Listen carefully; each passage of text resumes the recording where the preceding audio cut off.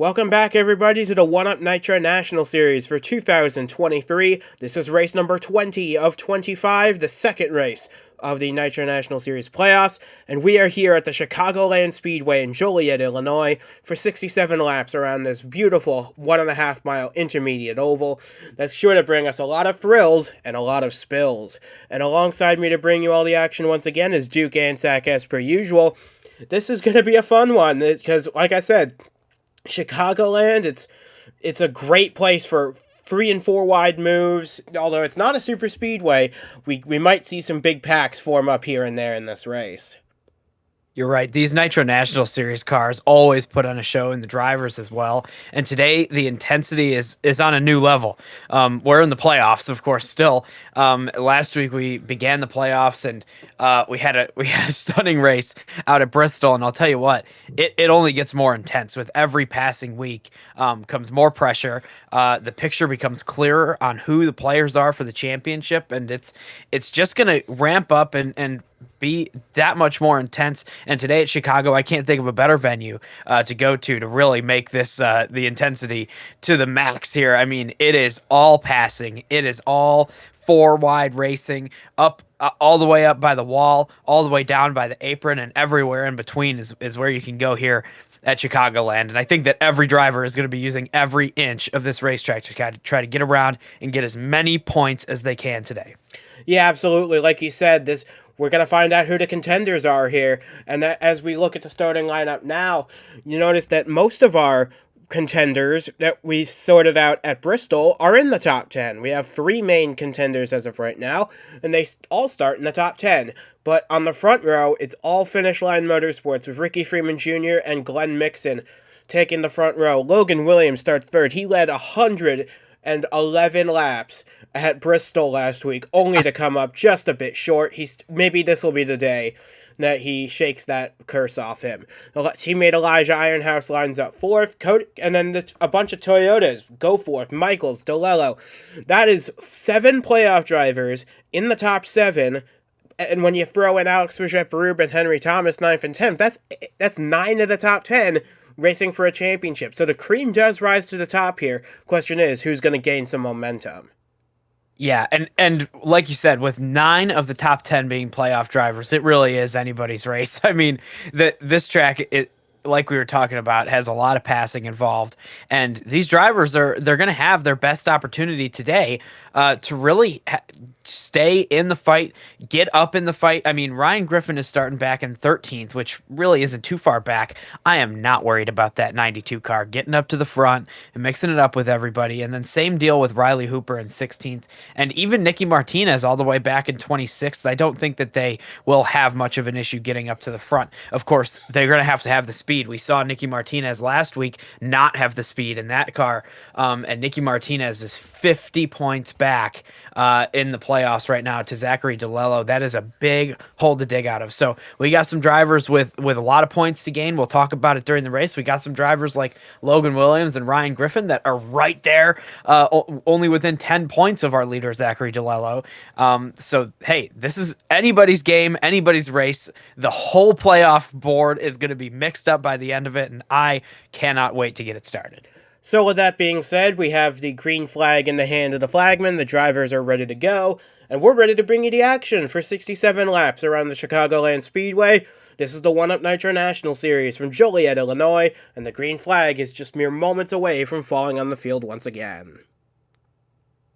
So with Ricky Freeman Jr. on the inside, Glenn Mixon on the outside of row 1. The field heads towards the restart zone, the green flag is out, and for the 20th time this season, the Nitro National Series is underway, and it looks like Freeman gets a great jump off the line. Cam Stevenson makes a jump to the top. We're already 3 wide heading into the first corner. Yeah, that 91 got a great push from everybody on the inside lane there, especially Logan Williams, who now has ditched him and has gone to the bottom, but the 91's just continuing to drive away, pulling teammate Glenn Mixon up next to him, and they're side by side for the lead already going into 3 and 4. And Elijah Ironhouse jumps up to the top of the racetrack. We're 3 wide, several rows deep off of turn 4. This is the kind of Chicagoland racing we expected and wanted. Freeman leads the first lap ahead of Ironhouse and Glenn Mixon, but we've got a whole host of characters waiting in the wings trying to make something happen here. Yeah, Ricky Freeman Jr. took the outside lane through turns 3 and 4. He wasn't all the way up like Elijah Ironhouse was, but he was up there. He got a great launch off the corner, and here comes Ironhouse to the bottom. We'll see if the outside works again. It will. It already is for the 91. Yeah, I think that middle line is going to be the most successful tonight to defend positions from, as Freeman completes lap number 2 in the lead, but we now have Elijah Ironhouse. Oh, and Stevenson almost makes contact with his teammate for 1 and 2. That could be bad. And how about this 84 car? He started all the way back in 14th place, and in just 2.5 laps, he's up to the top 5. Yeah, that's a great few moves from Ryan Soper in that 84. And like you said, he's come all the way up from 14th. That's a great start to this race in the first 3 laps. And he's still moving and grooving. He's trying to pass more people right now. That's Glenn Mixon he's working on. But meanwhile, they got a little bit single file down the straightaway, and then everybody fans out to their preferred lane in the corner. We'll see how this race plays out, of course, and which lanes are preferred. But right now, Elijah Ironhouse is looking at the bottom lane to try to pass Ricky Freeman Jr. for the lead. We'll see if it works. Yeah, no, but it certainly won't. Yeah, no, Freeman's got it. Well, actually, Ironhouse is still alongside him coming out of the corner. This could be the run that Freeman was looking for, that Ironhouse was looking for, rather. But I think Freeman held him off at the line just by 3/100ths of a second. Yeah, and Ironhouse has another chance on the bottom here. He's got to stay right close to that inside line. He does a great job. It's just not going to be enough. The momentum on the outside lane right now is stellar. That's the best way to get around this place, especially if you get that high entry. But there goes the 91, defending down on the bottom lane from Elijah Ironhouse. And I think that the best way to make passes today, as we see the 8 go low, the best way is going to be to try to get high of somebody, try to get to their outside going into the corner. You got to set up that pass over multiple corners, try to maybe fake low and then jump high. I'm not sure how people are going to do it, but yeah, you definitely are going to want to get to the outside lane and try to cut somebody's exit off while you're also gaining the momentum of staying on the throttle for longer. Yeah, but Ironhouse has to take every opportunity he gets to try and take the lead. But he's coming up short here, because coming out of turn 4 to complete at number 6, it is Freeman who has led them all so far. Ryan Soper's moved up to 4th. He's passed Glenn Mixon for that spot, and now he's looking on the outside of Cam Stevenson to try and take the 3rd spot away. This is probably one of the strongest drives we've seen out of this car all season long up to this point. Yeah, and look at this snarling pack that everybody's in back here. The 19, the 88, all these guys that are back here just really fighting for tooth and nail for every position and side by side all the way through. I mean, it was pretty intense back there, the racing. So we'll see what happens. But here's the 03, our current points leader, at least the one going into this race. Things are ever changing here, but yeah, right now he's sitting in 8th place. He's not doing all that bad right now. He's just keeping that car clean. Meanwhile, they're 3 wide behind him. Yeah, and how about these cars? Austin Runkle started back in 18th, and he's already cracked the top 10. And Aiden Smith in the 23, in just his 2nd career start in the Nitro National Series, he started 19th. He's following the 5 up through the field. Skylar Taylor in the 16 started 24th, and he's just outside the top 10. These are certain great runs by some guys we didn't think would make their way up to the front, but they're sure coming to the front when it matters. And DiLello starting to backslide a little bit. Yeah, and of course, we're still early in this race, just barely 10 laps in as they cross the line now.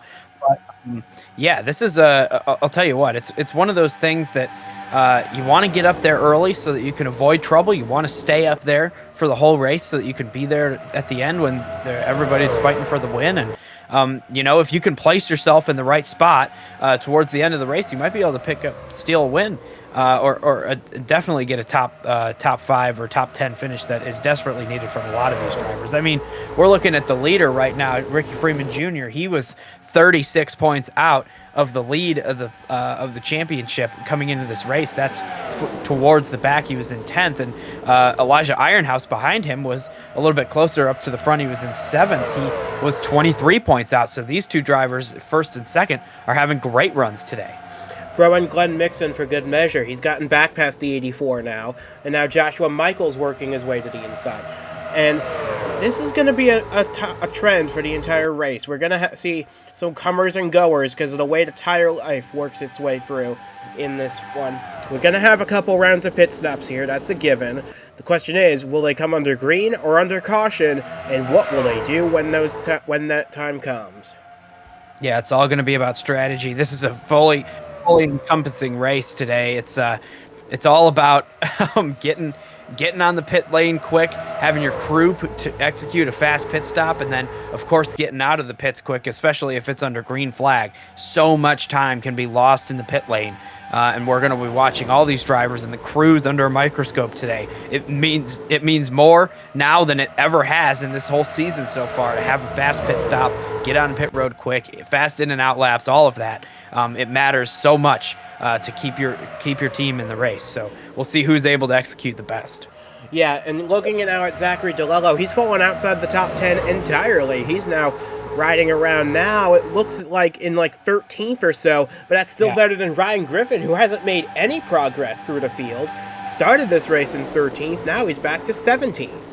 Oh, and we got trouble in turn 1, a crash involving Skylar Taylor and Robert Weaver. Caution flies for the first time tonight on lap number 14. A big wreck for Taylor, and I think Robert Weaver's got a lot of damage as well. The pace car pulls out. They're racing back to the line, but we've got caution on the speedway. That was an enormous crash, a huge hit into the outside wall, one of the worst places that you can hit it.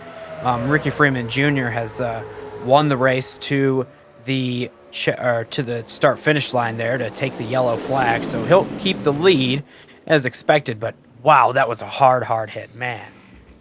Yeah, that's not what you want to see. Robert Weaver pulling into his pit. Skylar Taylor's got already there.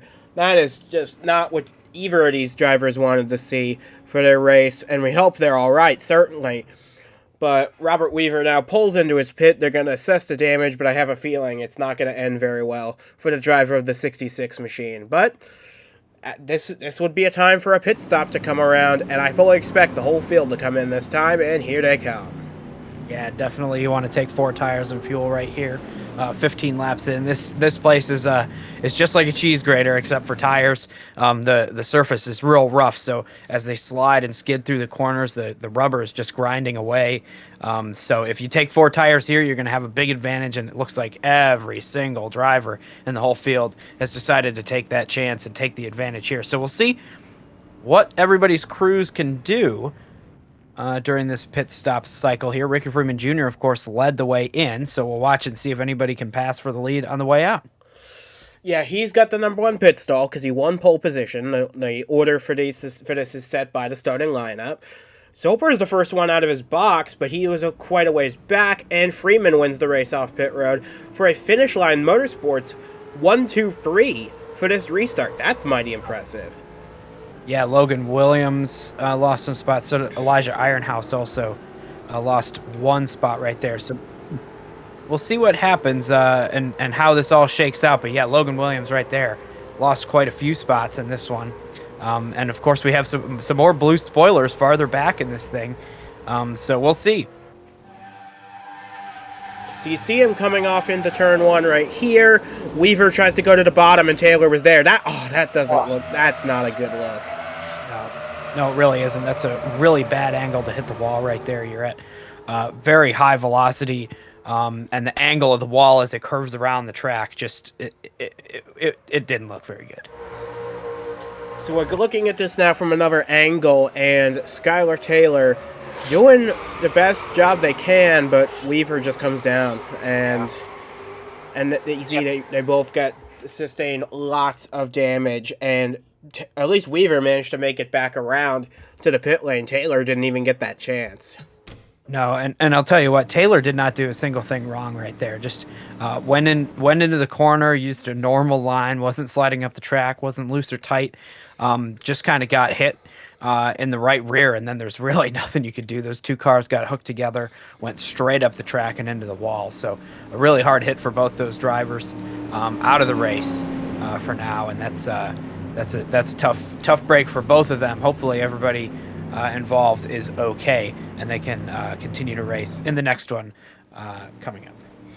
Yeah, that will be a Gateway in a few weeks, so got a lot to look forward to there. But for now, we've got 50 laps still to run here at Chicagoland. The lights are out on the pace car. We'll be going green next time they cross the line.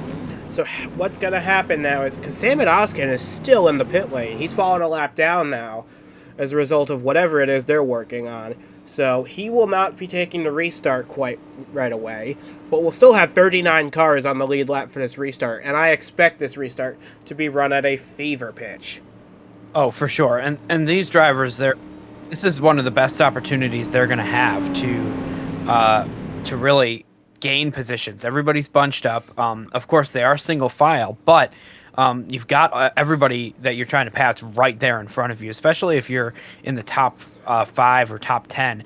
Right now is a great time to gain position. So we'll see who is able to drop low first. I think that the inside lane through the first set of corners is going to be preferred just because it's a shorter way around. Everybody's still speeding up. But after that, you're going to want to get to the outside lane so you can come back on the front straightaway with as much momentum as you can have, and then possibly pass everybody there. It's going to be chaos. And we're about to see what happens now. So as the field rolls through 3 and 4, the pace car getting ready to pull onto the pit lane, leaves us in the hands of Ricky Freeman Jr. and his 2 teammates getting ready to get us back underway.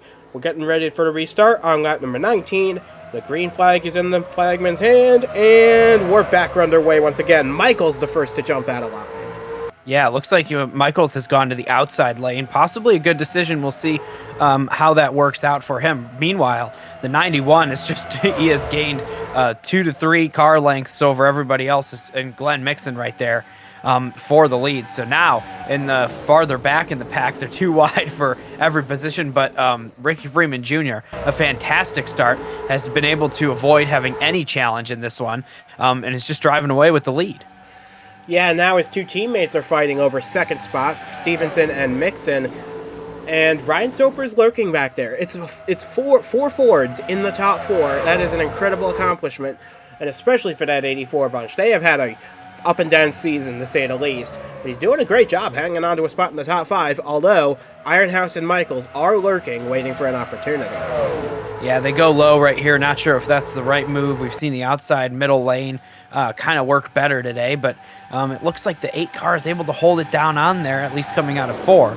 Behind them, though, we've got a gaggle of cars here. Everybody bobbing and weaving for position here. Whoa, and we got something in the back. One of the monster cars, and that's Yami Suzuki in the 24 that got up into the outside wall. Looks like they'll be able to keep going. This race will stay on the green, but that's a lot of track positions that car just lost. Yeah, and all of our black and green cars are right here with each other now. And that is quite a confusing sight to look at. But yeah, it looks like everybody's going to make it out okay after that one. And they're going to continue on in this race, having lost just a few positions. So good recovery from all those drivers. And how about John McFadden, the Daytona winner? He had a pretty bad time at Bristol, but he's recovered nicely. He's hanging onto a spot in the top 20 right now. As look at this, we got 3 wide all over the place. Soper washed up the track, and now Stevenson's going to try and stake his claim on the inside, but Soper's going to try and get past Stevenson. He's into the podium places now. Yeah, this whole battle for second place, they kind of went 3 wide, and then everybody behind them, they were racing in a group, they all caught up, and then they became part of the group with that battle for second place. Now the battle for second is Ryan Soper and Glenn Mixon, and Elijah Ironhouse is the one who really suffers, along with Cam Stevenson. So those 2 cars have lost a few spots in this whole tangle, and everybody else is continuing on their merry way. But Ricky Freeman Jr. especially has just pulled out and is leaving everybody in his dust. Yeah, and 2 cars I want to shout out right here. Austin Runkle, who's doing a fantastic job racing his way up to the top 5. And how about that black and red number 77 back there, Nathan Meyer? He started back in 20th place, and he's the only full-time driver that's made all the races that has not had a top 10 this season. And he's racing in a good top 10 position. He's in 7th. This could be his day right here. Yeah, definitely. It's one of those things, once you get up there, you want to just keep that car clean, keep it off the wall, keep it out of the other cars' doors, of course, and just try to hold on to this position and maybe even gain a few more. Yeah, this 77 having a great run so far, running the preferred lane right now, and might be able to attempt to move if Keon Daly would just leave him alone. And even if he doesn't, that opens the door for Meyer to take the outside and try to find his way up through the field that way. So I think Daly actually did him a favor by giving him the top. But there's still a lot of racing to go, and we've yet to see what the full potential of this number 77. But it continues to be Ricky Freeman Jr. out in front of the field. He's led all 25 laps so far, but behind him, look at this mess back here. It's absolutely incredible what's going on back here. These guys are racing like it's the last lap of the race, and we still have 41 laps to go. So it's just a lot to keep our eye on at the moment, but they're doing a fantastic job keeping it together. We had the one incident. Samit Ozkan did get back on the racetrack. You just saw him there. And Nicky Martinez, ouch, not the run this 25 car needed. She started in 26. She's fallen all the way back to last car in the lead lap in the 39th position. Yeah, that's what we saw last week at Bristol out of this. Oh, and they made contact into the wall! Martinez and Ellison in an almost carbon copy of the accident we saw a moment ago. My goodness. Oh, and Samit Ozkan gets collected as well. That is shocking. I mean, we were just talking about how that 25 was down in last place, and that's exactly what it looked like at Bristol, and then all of a sudden goes down into the corner right there, way too aggressive, and gets into the back. Oh my gosh, just a really tough situation right there.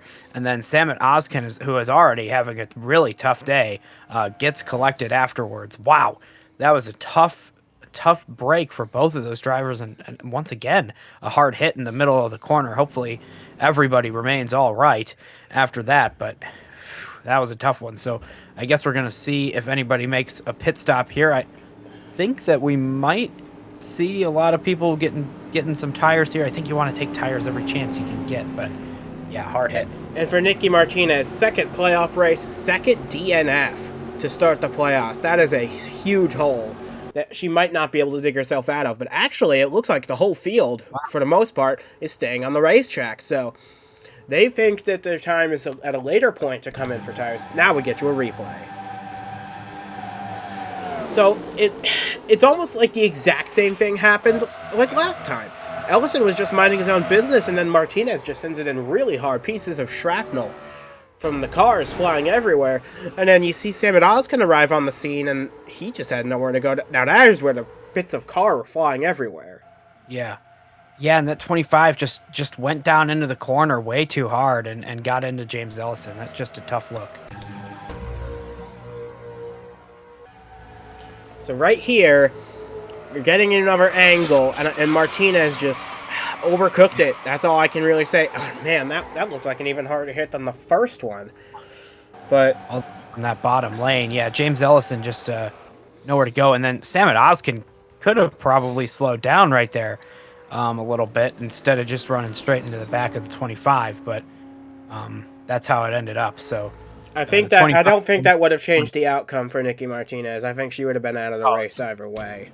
Well, for Samit Ozkan, though, it would have certainly changed the outcome for that team. But hey, we'll see how that all works out. But yeah, that's a really tough crash, hard impact for James Ellison and Nicky Martinez alike, and it's just a tough one to watch because it really was just a mistake going into the corner right there. So, hey, a team desperate to try to make up points, already having a tough day.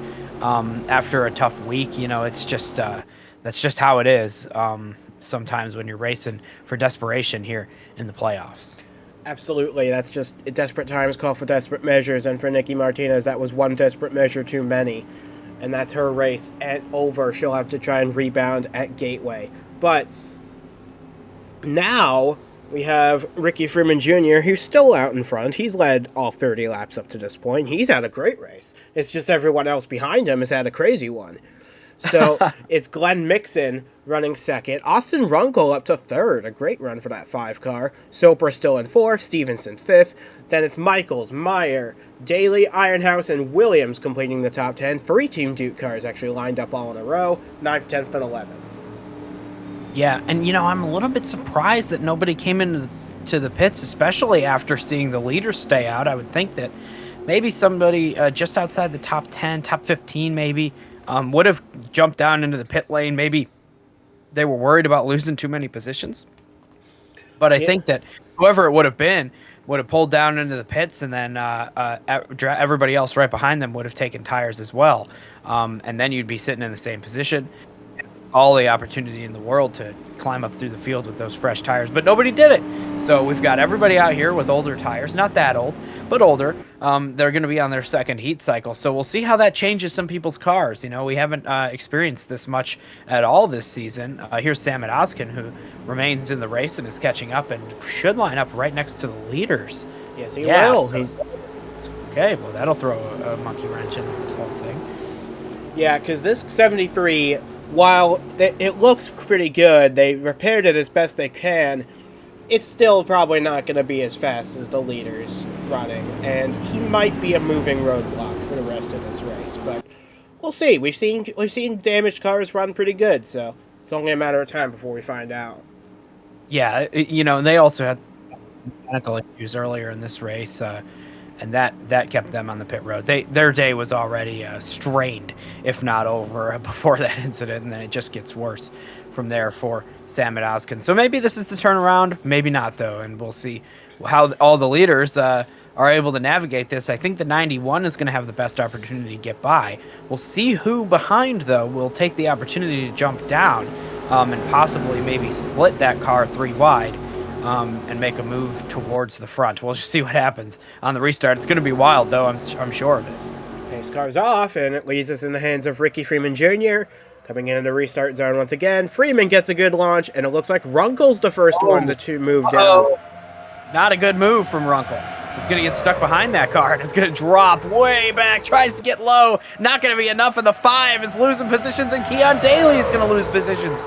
So, too, is Logan Williams. Maybe Alex Rajet-Barub, he's going to get by.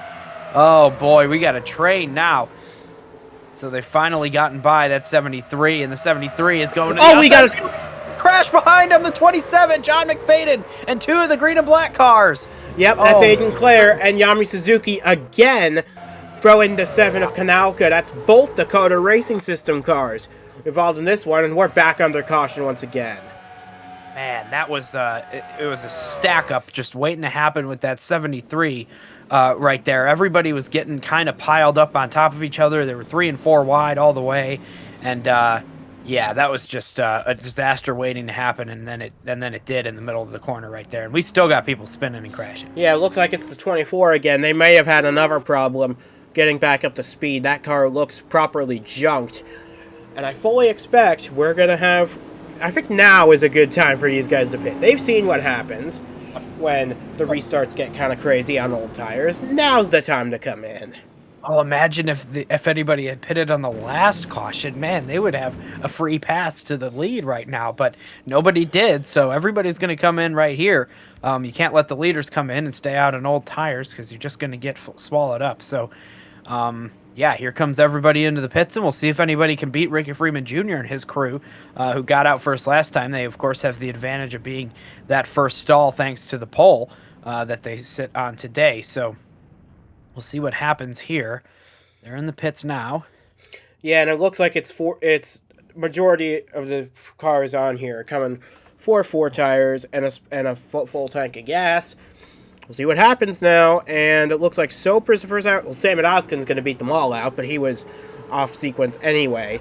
But Freeman wins the race off pit road again, and once again, we've restored the Finish Line Motorsports 1-2-3 again. So, yeah. Looks like Ryan Soper loses a couple of spots. He's down to about 8th now.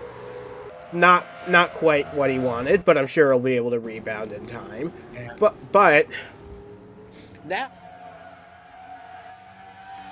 Yeah, so you see there were 3 wide right here, almost 4 wide actually, and it looks like Aiden Clare gets into the 24. And yeah, wow, Aiden Clare just went straight down the track and really didn't have any room down there. And yeah, and the 7 actually hit her teammate, Aiden Clare, so that's going to be a tough meeting. Yeah, the inside lane just wasn't going anywhere after being stuck behind the 73, and here's what happened to the 24 after the incident, just flying on the front stretch. Oh, must have lost the tire right there. And went right front looks like it went down. That already damaged car. Wow. Yeah, that's not good for the 24, and I think that might be their day done. So it looks like Suzuki got to the inside of McFadden and was going to try a pass on him. And Aiden Clare tried to fill that hole, and it just wasn't ready to be filled yet. Yeah, well, that 24 went down into the inside lane right there and really had a great run on everybody, and it looked like he was going to be able to go farther down into the corner than that, but that whole inside lane ahead had been slowed up by the lapper, who is now going to be starting in front of this whole field, but everybody in the inside lane had been slowed by Samet Ozkin kind of blocking that lane there. And there just wasn't anywhere to go, and everything closed up too tight. I don't think that anybody was really at fault for that. It was just too many cars, not enough space, and too many people going real slow. Oh, and we can also report that we've lost another one from this race, Aiden Smith, who had such a strong Nitro National Series debut last time out at Bristol. The engine wasn't able to last this time around, and he retires from the race back on lap 30. So he is now out of the race. He will finish 38th today, but we expect better things from him at Gateway. Hopefully he'll be able to put on a good show in that 23. Yeah, definitely. That's lots of hope for that young driver, and we'll see how it all turns out there. But, for now, this race is going to get real interesting because Ricky Freeman Jr.'s lead is possibly up for grabs here with the lapper of Samet Ozkin right ahead of that 91 car. And this was all determined when they were coming out of the pit lane. Samet Ozkin was in the pits as everybody was coming down to make their pit stop. And, of course, they finished up their service. They got out on the track, and they were able to just barely beat all these leaders out of the track. So pick up right behind the pace car. You gain that lap back, and now that car is going to just start right ahead of everybody. So this is the best opportunity anybody will have in this race, so at least to this point, to try and pass Ricky Freeman Jr. for the lead, and we'll see what happens when that happens. We haven't seen it yet, so this could be interesting. So Ricky Freeman Jr.'s second in line will lead us to the restart. Samet Ozkin tail end of the lead lap, and immediately he jumps to the outside. He wants nothing to do with that 73 car. No, that's a great move, and another great move from Cam Stevenson, who has gone to the outside and has taken second place. Elijah Ironhouse follows suit. Meanwhile, the whole inside lane is going to get held up once again by that 73 car, and now everybody kind of follows up out of the track. Glenn Mixon's going to go low. That's a great move right there, and hopefully Samet Ozkin is not going to hold anybody up in the middle lane. They're three wide. So many cars right now. But this is now that car is up to speed. So look at the stack up right now, though. This is just incredible. You see that blue and yellow flag waving as they cross by. That's for the 73, of course, who's just holding up traffic right now. Wow, this is dangerous. Oh, my goodness. Yeah, and look at all these good cars being held up. Joshua Michaels, Austin Runkle, Ryan Soper, Nathan Meyer. They're all being held up by Samet Ozkin. Looks like Michaels and Alex Verget are through. And look at this. We're four wide, 2 rows deep here at Chicagoland. That could be testy. This is going to get real interesting going down into turn 1. There's just nowhere for these cars to go. People backed out. Wow, they really got organized into 3 wide going into the corner. That's incredible. Great work from all these drivers to not have that go into the corner 4 wide. They've seen what has happened today. They've seen the hard hits. They're not going to take that chance, and rightfully so. So now everybody's just going to have to navigate their way past the 73 car, and it is really shuffled up the order. We've got Elijah Ironhouse up into second place. Stevenson, in the third. 52 is now up into third, has passed Cam Stevenson, and everybody back here is getting shuffled. And here is our most consistent driver of the year in the 92. He's stuck in the middle of all of it. Yeah, this is not what Ryan Griffin wanted to see. It's definitely not what Ryan Soper wanted to see. He's been in the top 10 since lap 3. Now he's not even there at all. He's fallen back to about 17th place, and he looks to be falling back. This car might not be as good as it was early on now that it's stuck in this heavy, heavy traffic. And that's interesting because we've had 2 pit stops in this race. That's 2 chances for everybody to adjust on their cars, try to make it better. And there's a chance they maybe have gone the wrong way with that 84 car and maybe have hurt the performance. So hopefully they get another opportunity to make a pit stop, hopefully for Ryan Soper's case at least. Meanwhile, this is for the lead up here. Elijah Ironhouse is challenging Ricky Freeman Jr., and that is something that we haven't seen a lot of today, somebody challenging the 91. But of the people who have done it, Elijah Ironhouse has given himself the best opportunity thus far in this race. We saw him going low a lot, but really he needs to get to that outside lane so he can pass there. But we'll see what he's able to do from second place now that he's got another shot at it. Yeah, he's right. He's gained a lot of time. He's right on the bumper. He's getting to the inside of Ricky Freeman Jr. This is going to be a little close, but Freeman holds the lead. Ironhouse dives to the inside. Yeah, well, he's down on the inside now, and we've seen him get a great run off the inside when he keeps it down there. He didn't this time. He's just going to shuffle in into second place right there. And look at this snarling pack in the back, still people trying to pass Ozkin. And there's the 84 and the 88 as well. Two drivers that started up front, ran up front all day, and now are really getting shuffled and don't have much of an opportunity to gain any more positions. And it's gotten so bad for the 84, he's been passed by his teammate, the 94 of Logan Jones. That is just not what this 84 wanted to see. He's now back outside the top 25 at this point. That is just dreadful for this 84 car, who was running so well at the beginning. Either they didn't adjust it enough, or he's just been caught in traffic. Yeah, this is just a terrible situation for Ryan Soper. Now is going to be 4 wide with people in the back, and Logan Williams as well. Look at this. I mean, all these guys are just stuck back here. There's absolutely nowhere they can go to make any sort of moves, no matter how fast or how good handling their cars are. They're just stuck right now, and that is just a tough break. Here's Ryan Soper trying to do anything he can to get out of that lane that the lapper is in, but it's just not fast enough, not enough momentum in there. I mean, this is just wild. Yeah, the thing is, Ozkin's fast enough to keep up with the back of the pack, but he's just not fast enough to keep up with the leaders, and that's what's holding these guys up. He's fast enough to keep up with these guys, but he's just not fast enough to keep up with the guys running up front like this 84 was for much of the first half of this race. He's now back to 28th place. Yeah, and I'll tell you what, he is just working his tail off right now. I mean, look at this. He's been on the outside, the inside, back and forth. You know, I mean, just nowhere to go anywhere. It's and we got one on pit road, and it's Elijah Ironhouse. Car number 8. This is either a very bold strategy call or something is very wrong with that 8 machine. Yeah, this is a really bad news probably for the 8 car, because this could put you a lap down or more.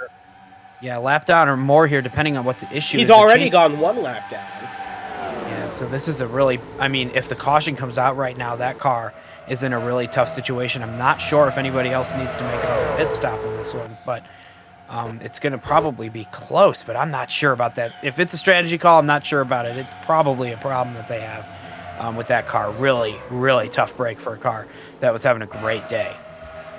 Yeah, and that's thinned out the herd a little bit up here, and it looks like that's finally broken up, this massive pack, and it's kind of settled down now.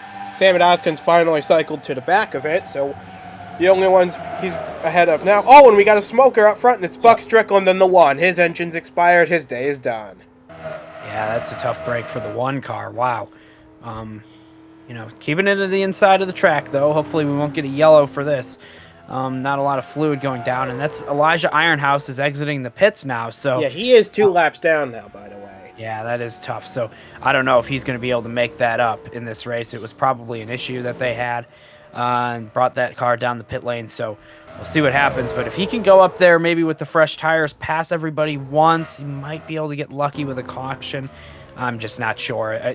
That 8 car, the chances are slim for him to have a solid result after this. Yeah, that's for sure. Buck Strickland did make it back to the pit lane, so we will stay green.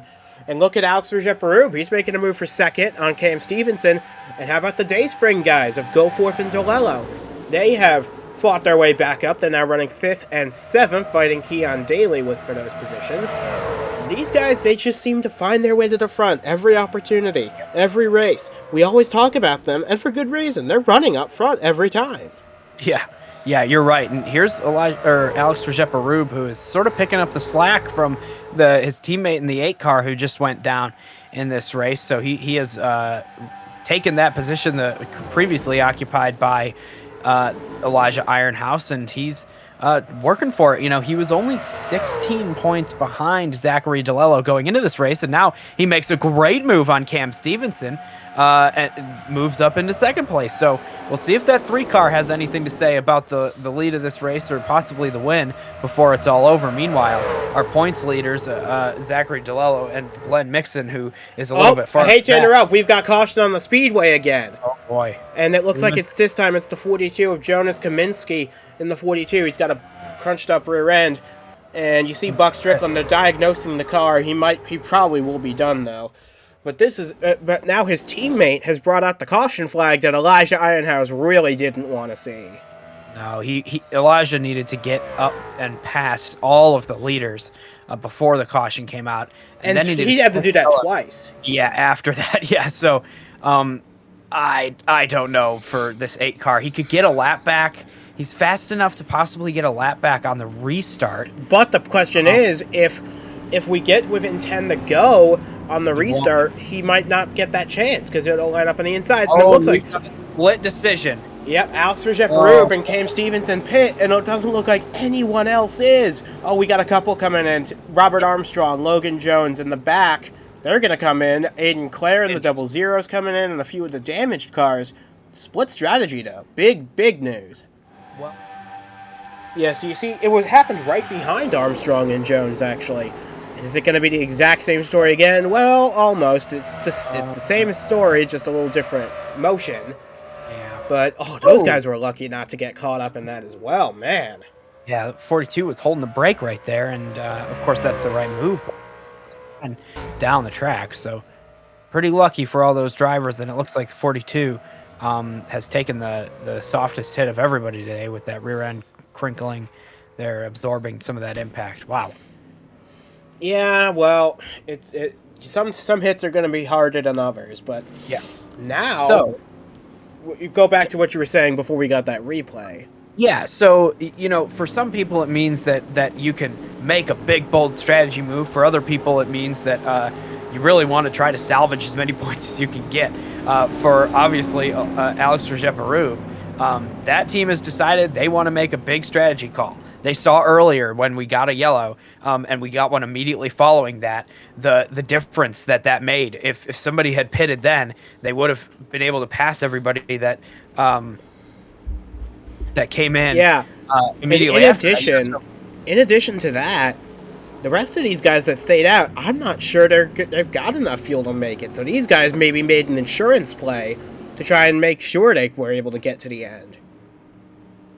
Yeah, I mean, it's going to be interesting. I'm not sure how this is going to work out because the fresh tires, we know, have an impact here.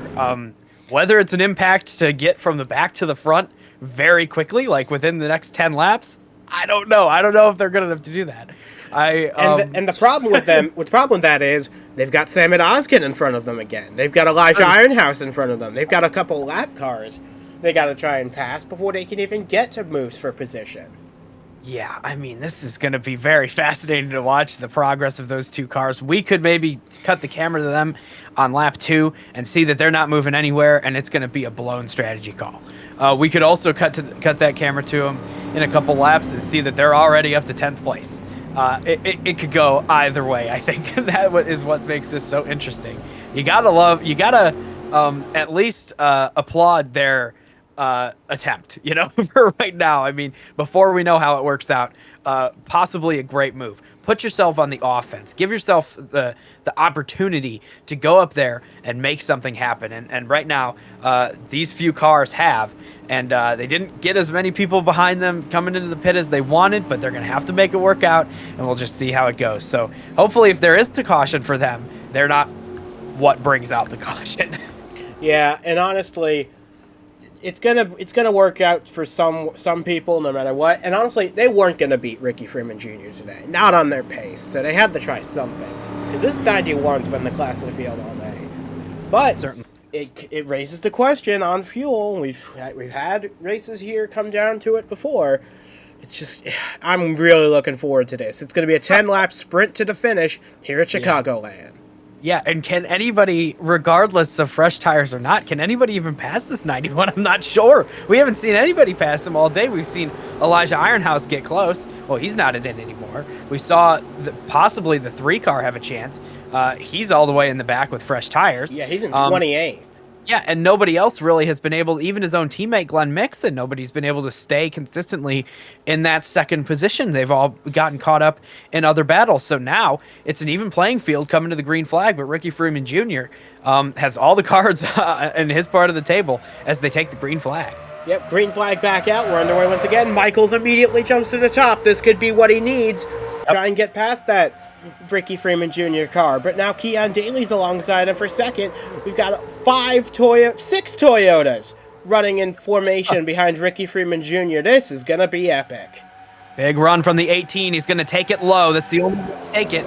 And the 18 car now, Joshua Michaels, he's going to have, he's side by side with Ricky Freeman Jr., but that 91 is just too strong in the outside lane. Meanwhile, look behind him. It's that 77 car. He has returned from the tough break being stuck behind the lapper all the way up into second place. What a career day this will be for Nathan Meyer if he can hang on to this.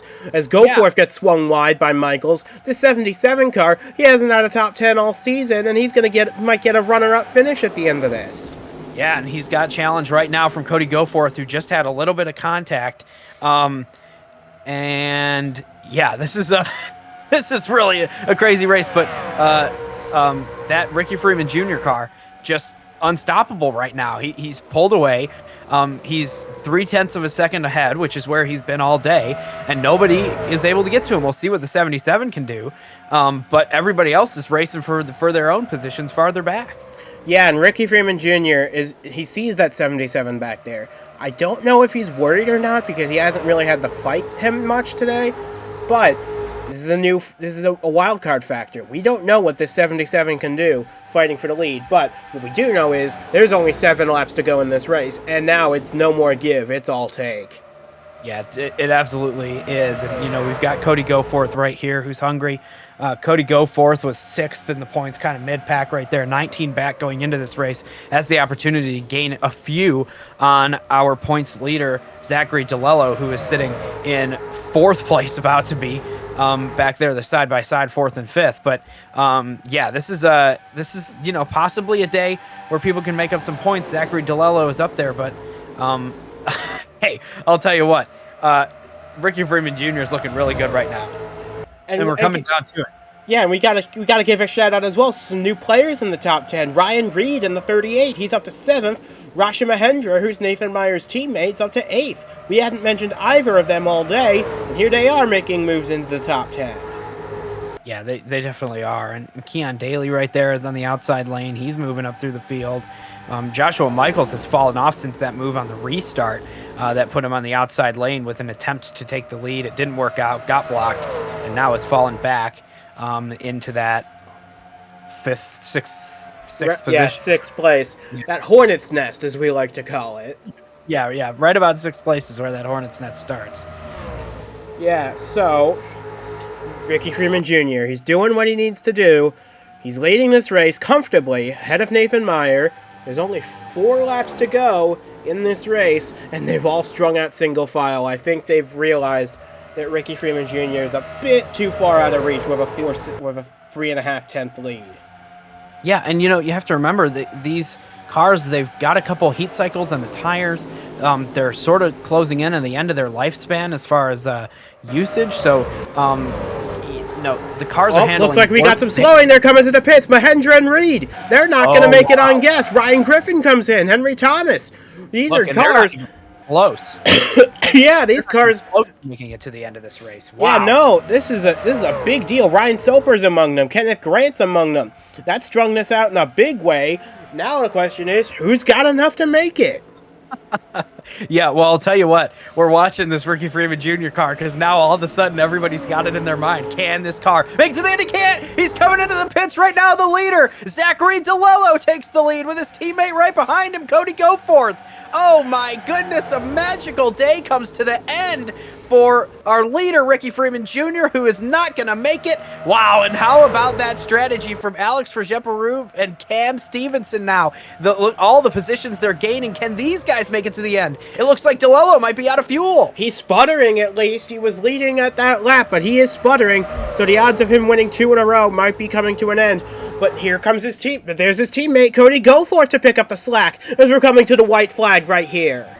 We're going to be side by side coming across the line right here. Goforth has a great push from Michaels. We have more people in the pit lane. They're exiting right now. Oh my goodness, what an ending to the race this has been. And we've got 3 cars still in a battle for the win. And they still might not be able to make it all the way to the checkered flag. But right now, Cody Goforth has the best chance. He's leading the way. For the second week in a row, it looks as though the dominant efforts of one car will be thwarted by a Team Dayspring entry. Coming out of turn 4 for the final time, it's Goforth that takes the win at Chicagoland in a frenetic final few laps that saw nearly half the field run out of gas with 2 to go. Joshua Michaels, he does bring it home, second place. A great run for him. Keon Daly, third. Mixon, fourth. DiLello, who did make it to the line, sputtering in 5th place. Diego Yepes, 6th. And remember what we said about Cam Stevenson and Alex Verjeperub? They both come home 7th and 10th in this race. With Logan Jones and Robert Armstrong, they also pitted at that last caution to come home 8th and 9th.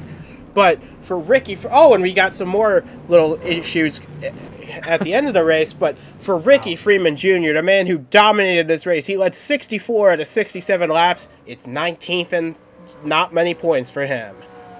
Yeah, that's just a heartbreaker for the 91 team, but a genius strategy. It didn't completely work off for Alex Verjeperub and Cam Stevenson, but I'll tell you what, it worked out as far as them not running out of fuel. They were pretty sure, it seemed, that they weren't going to make it to the end. The right call right there to make the pit stop, and yeah, that's an incredible win, though, for Cody Goforth. This is absolutely going to boost him in the championship standings after this race. As of right now, he is second in the championship to his teammate DiLello. So there you go. So that's a huge move from that team, and man, what a race it was. We had a little bit of everything in it. Absolutely. We love Chicagoland. I hope you do as well, because that was absolutely epic. So, from Duke and second from myself as well, we say goodbye from the Chicagoland Speedway. We'll see you again in next time at the Worldwide Technology Raceway at Gateway Motorsports Park. That race is going to be a lot of fun with the new configuration they've got there. So long from Chicagoland. Congrats to Cody Goforth. Once again, he thwarted the day of a dominant driver, and a Team Dayspring entry did it again.